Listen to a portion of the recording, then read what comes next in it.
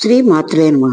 టమాటా హల్వా కోసం ఒక 6 టమాటాలు గట్టివి బాగా కండగలవి తీసుకొని వాటిని ఇలా ఘాట్లు పెట్టి ఒక పాత్రలో ఉడికిచ్చాను. వీటిని ఏం చేయాలంటే వీటిని బాగా తొక్క తీసేసి పల్పు చేసుకోవాలి, మిక్సీలో వేసుకొని ఆ పల్పు తీసి పెట్టుకొని ఒక స్టవ్ మీద ఒక నాన్ స్టిక్ కానీ మందంగా ఉన్న పాత్ర కానీ పెట్టుకొని ఒక గరిటె నెయ్యి వేసి ఈ పల్పుని దాని మీద వేసి నెమ్మదిగా లో టు మీడియం ఫ్లేమ్ లో ఉడికింది. లేదా అడుగంటిపోతూ ఉంటుంది అనమాట. కొంచెం నిదానంగా చేసుకోవాలి. అప్పుడప్పుడు కొంచెం ఒక అర స్పూన్ నెయ్యి వేసుకుంటూ ఉంటే తొందరగా అవుతుంది. నాకైతే 1.5 స్పూన్లు వేశాను. ఇలా బాగా దగ్గర అవుతుండగా దానికి 4 స్పూన్లు పంచదార అది మన తీపిని బట్టి చూసి వేసుకుంటాం అనమాట.